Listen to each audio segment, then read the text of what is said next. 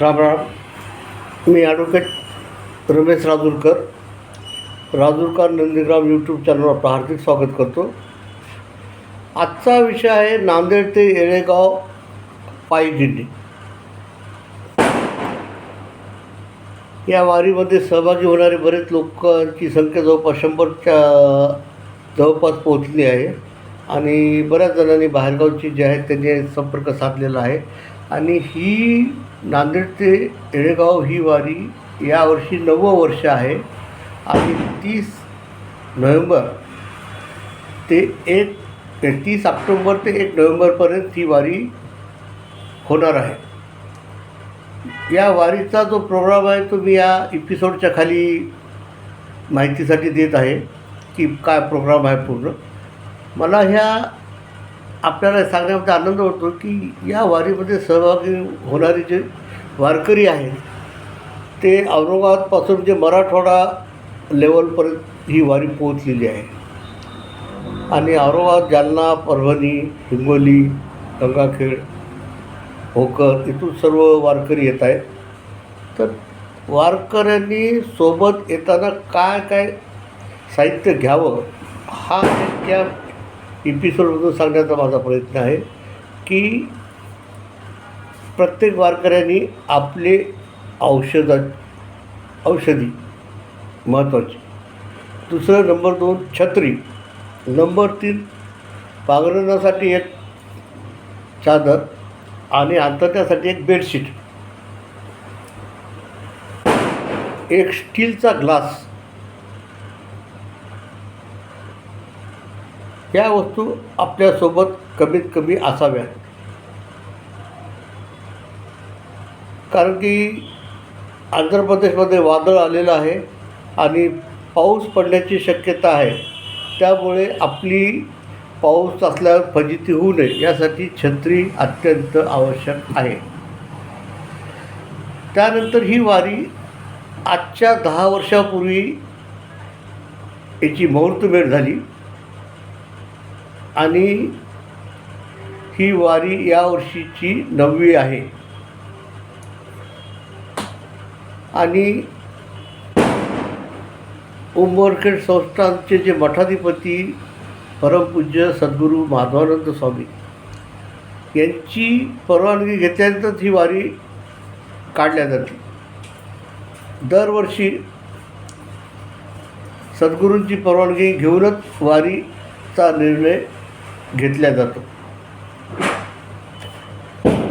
नांदेड ते येळेगाव हे 66 किलोमीटर अंतर आहे आणि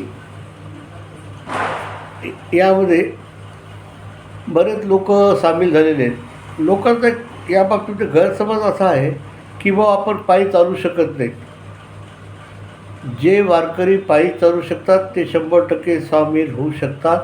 या वारीमध्ये कोणतंही शुल्क आकारल्या जात नाही.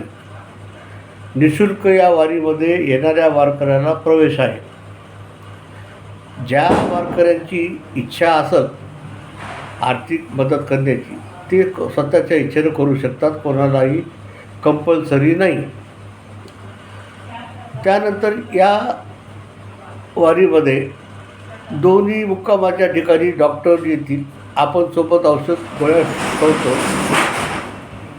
आणि आपल्यासोबत 2 वाहन असतात. ज्यांना कोणाला चालता आलं नाही ते व्यक्ती त्यातून प्रवास करून वारी पूर्ण करू शकतात. बऱ्याच लोकांची अशी इच्छा असते की आम्ही वारीला येऊ शकत नाही पाहिजे, पण वारीसाठी सेवा ह्या भरपूर आहेत. ज्यांना चालणं होत नाही ते लोक वारीच्या मुक्कामाच्या ठिकाणी, त्या ठिकाणी नाश्ता ठरला त्या ठिकाणी आपल्या हाताने वारकऱ्यांना अन्नदान करण्याची सेवा करू शकतात. जे लोक आपल्या पद्धतीनं जी काही सेवा करू शकतात ती त्यांनी या वारीमध्ये सेवा करावी. फक्त पायी चालता येत नाही म्हणून वारीत येऊ शकत नाही असं नाही आहे. प्रत्येकाने आपला खारीचा वाटा उचलावा की जेणेकरून ही वारी तुकामाईच्या सेवेमध्ये समर्पित होईल आणि आपल्याला जो काही मानसिक आनंद सद्गुरूची सेवा केल्याचा यातून प्राप्त होईल तो फार मोठा आहे, त्याची किंमत करता येत नाही. मी मागच्या या 9 वर्षापासून म्हणजे 10 वर्षापासून या वारीमध्ये संयोजक म्हणून काम करतो आहे. पण हे आयुष्यातले 3 दिवस फार आनंदाचे सुखाचे आहेत आणि सेवा केल्याचा जे मानसिक आनंद मिळतो तो फार मोठा आहे की तो मी शब्दातही वर्णन करू शकत नाही. आणि ही संकल्पना आमच्या तुकाई भक्त सेवा मंडळ नांदेडचे ज्याचे 15 जण आहोत आणि दरवर्षी आम्ही सर्व सामूहिक निर्णय घेऊन या वारीचं नियोजन करतो, प्लॅनिंग करतो आणि वारकरी येणाऱ्यांना आम्ही सेवा देतो. पहिली वारी आणि दुसरी वारी कैलासवासी भालचंद्र आजेगावकर गुरु यांनी या वारीचं नियोजन केलं आणि त्यांनी दाखवलेल्या मार्गानुसार 3ऱ्या वर्षापासून ही वारीचं नियोजन आम्ही करत आहोत. भालचंद्र आजेगावकर हे गुरुबंधू होते, त्यांना देवाज्ञा झालेली आहे, पण त्यांची आजही मला तीव्र आठवण येते की त्यांनी जी सेवा आम्हाला घडून दिलेली आहे, आम्हाला जे मार्गदर्शन करून मार्ग दाखवला आहे, आम्ही त्या मार्गावर आज चालतो आहोत.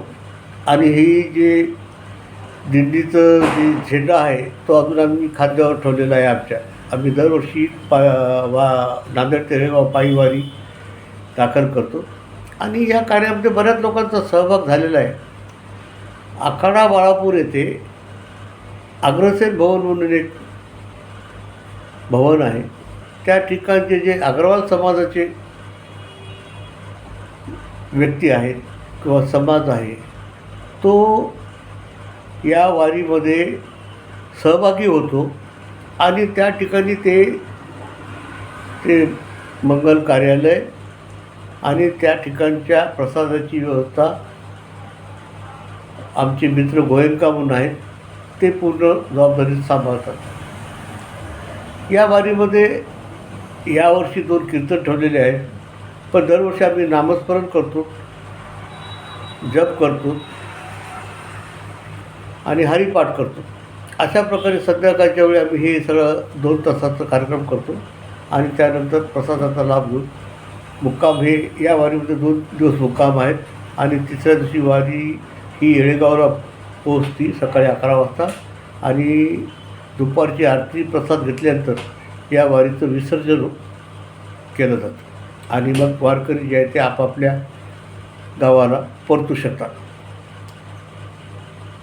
आपल्या सर्वांचा या वारीमध्ये येणाऱ्या वारकऱ्यांचं स्वागत आहे आणि या वारीसाठी ज्यांनी कोणी आपल्याला सगळ्या प्रकारची मदत करतात त्यांचे मी ऋणात राहू इच्छितो. आभार मानत नाही मी, ही सेवा आहे, त्यांनी केलेली सेवा आहे.